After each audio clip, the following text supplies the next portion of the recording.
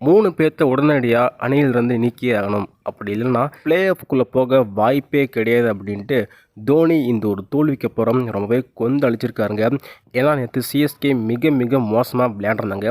இந்த போட்டிக்கு பிறகு நம்ம எம்எஸ் தோனி இருக்கார் இல்லையா, எந்த போட்டி முடிவிலும் பெருசாக எதுவும் பேசவும் மாட்டார், எதுவுமே எதுவும் சொல்ல மாட்டார். ஆனால் நேற்றைய தோல்விக்கு பிறகு இன்னைக்கு மிகப்பெரிய ஒரு கொந்தளிச்சிருக்காருங்க. ஏன்னா என்னடா பவுலிங் போகிறீங்க, கேப்டன் ஃபஸ்ட்டு மிகப்பெரிய ஒரு மாற்றத்தை வந்து கொண்டு வரணும் அப்படிங்கிற மாதிரி நேற்று ருத்ராஜ் கெய்க்வாடியை ரொம்பவே திட்டியிருக்காரு. தோல்விக்கு முக்கிய காரணமே இந்த 3 பேர் தான் அப்படிங்கிற மாதிரி தோனி ஒரு முக்கியமான கருத்துக்களையும் சொல்லியிருக்காரு. ஸோ நேற்று மேட்ச் பார்த்துட்டு இருந்துருக்கேன். ஸோ என்னங்க சொல்கிறது, அதாவது அஞ்சுல் கம்போஜ் இருக்கார் பாருங்க. ஸோ கண்டிப்பாக இப்படி வந்து பவுலிங் போடுவார் அப்படின்னு யாருமே எதிர்பார்க்கல. 2 ஓவர் பார்த்தீங்கன்னா 4 சிக்ஸு தொடர்ந்து கொடுத்துருப்பாரு.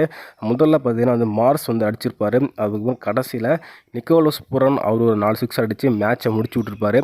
மேட்சை முடிச்சது மட்டும் இல்லாமல் ஈஸியாக சிஎஸ்கே 4 ஓவர் ஸ்பேரில் வந்து முடிச்சு விட்டாங்க. அவங்கள தோத்தாலும் கூட இவ்வளோ கேவலமாக தோக்கக்கூடாது அப்படின்னு தோனியே சொல்லியிருக்காரு. இப்போ தோற்றதுனால அந்த நெட் ரன் ரேட்டால் சிஎஸ்கே ஒரு படி கீழே வந்தாச்சுங்க. எப்படி அடுத்த போட்டி சிஎஸ்கே வெற்றி பெறும் அப்படின்னு தோனியே கேள்வி கேட்டிருக்காரு. தோனி வருவாரா அப்படின்னு தெரியல, ஆனால் கடைசி போட்டி வர வாய்ப்பு இருக்குது அப்படிங்கிற மாதிரி தோனியும் சொல்லியிருக்காரு. அடுத்த போட்டி எப்படி சிஎஸ்கே வெற்றி பெற போகிறாங்க, அடுத்த போட்டியில் சிஎஸ்கே எந்த மாதிரியான பிளேயிங் லெவனை செட் பண்ண போகிறாங்க அப்படின்னு மிகப்பெரிய டவுட்டாக இருக்குது. இப்போது ஒரு வீரர் போனதுனால ஒட்டுமொத்த டீமே கொலாப்ஸ் ஆகிருக்கு. அதாவது ஓவர்டன் இருக்கா இல்லையா, அவர் இன்ஜுரி காரணமாக வேற ஒரு பவுலர் வந்து வந்திருந்தார் ஆல்ரவுண்டரு.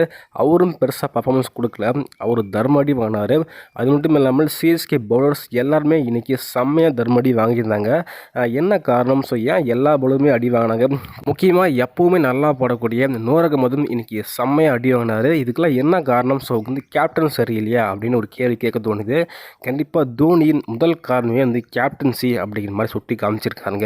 ஏன்னா எப்போவுமே தோனி பேச மாட்டார். ஆனால் இந்த ஒரு தோல்விக்கு பிறகு தோனி செம்மையை கொந்தளிச்சிட்டாருங்க. ஏன்னா முக்கியமான போட்டி வாழ்வா சாவா அப்படிங்கிற போட்டி. இந்த போட்டி ஜெயிச்சா கண்டிப்பாக சிஎஸ்கே பிளே ஆஃப்குள்ளே போயிடலாம் அப்படின்னு எல்லாத்துக்குமே தெரியும்.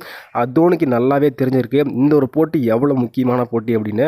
அடுத்த 2 போட்டி டஃப்பாக கூட இருக்கலாம், ஆனால் இந்த போட்டி சிஎஸ்கே அன்னைக்கு இவ்வளோ ஈஸியாக இவ்வளோ கேவலமாக தோற்றுருக்காங்க அப்படின்னு தான் ரொம்பவே வருத்தமாக அடைஞ்சிருக்காரு, ரொம்பவே கொந்தளிச்சிருக்காரு. ஸோ வந்து நிறைய கேள்விகளையும் கேட்டிருக்காரு. என்ன தவறு பண்ணிக்காங்க அப்படின்னு தெளிவாக வந்து சொல்லியிருக்காரு, தெளிவாக வந்து எக்ஸ்பிளைன் பண்ணியிருக்காரு. அதாவது நீங்கள் கேப்டன்சி தான் முதல் காரணம் தோல்விக்கு. ஏன்னா சிஎஸ்கே பேட்டிங்கில் தட்டு தருமாடி வந்து விளையாண்டுருந்தாங்க. இருந்தாலுமே ஸோ அந்த ஒரு ஸ்கோர் போதும் அப்படின்னு தான் எல்லாருமே அதை நினச்சோம். எக்ஸ்பர்ட்டும் சரி, கமெண்டேட்டர் எல்லாருமே இந்த ஒரு ஸ்கோரை வந்து எப்பயுமே சிஎஸ்கே ஈஸியாக டிஃபெண்ட் பண்ணிடுவாங்க, சிஎஸ்கே தான் வின் பண்ண போகுது அப்படின்ட்டு எல்லாருமே சொல்லிட்டு இருந்தாங்க. எல்லாருமே அப்படி தான் நினச்சோம். ஆனால் எதிர்பார்த்தது ஒன்று, நடந்தது ஒன்று. அந்த இடத்துல சிஎஸ்கே மோசமான பவுலிங்கால் அசால்ட்டாக வெறும் 5 ஓவரில் பார்த்தீங்கன்னா சேஸ் பண்ணி முடிச்சிட்டாங்க.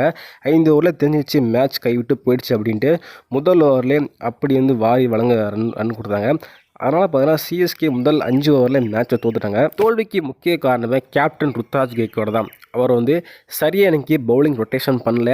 குறிப்பாக அந்த 5 ஓவரில், அதாவது அந்த 6 ஓவரில் பவர் பிளேயில் நூரக மது வந்து யூஸ் பண்ணல. முக்கியமாக ஸ்பின்னர்ஸை வந்து யூஸ் பண்ணல. ஃபாஸ்ட் பவுலிங் அடிக்கிறான்னு தெரிஞ்சானே நீ வந்து ஸ்பின்னர்ஸ் வந்து உள்ளே கொண்டு வந்துருக்கலாம், அந்த இடத்துல ஏன் தவறு பண்ண அப்படிமா சொல்லியிருக்காரு. அதுவும் கரெக்டாக வந்து பவுலிங் ரொட்டேஷன் கிடையாது, இன்றைக்கி வந்து ஓவர்டன் கிடையாது.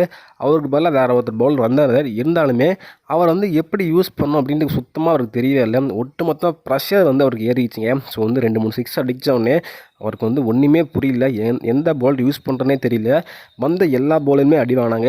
நூர் அகமதும் செம்மையாக அடி வாங்கியிருந்தார். முதல் ஓவரில் 12 ரன் கொடுத்துருந்தாரு.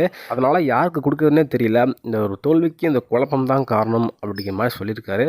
முக்கியமாக வந்து இன்றைக்கி போட்டார் பாருங்க கம்போஜி, அந்த கம்போஜி போட்ட ஓவர்லாம் தோனியால் ஒன்றுமே செய்ய முடியல, அந்தளவுக்கு கடுப்பாயிட்டாருங்க. 2 ஓவர் தொடர்ந்து 4 சிக்ஸ் கொடுத்துருப்பாரு. மேட்ச்சை வந்து அங்கேயே முடிஞ்சு போச்சு. கிட்டத்தட்ட 60 ரன் கொடுத்துருந்தாரு, 3 ஓவர் கம்ப்ளீட் பண்ணவே இல்லை.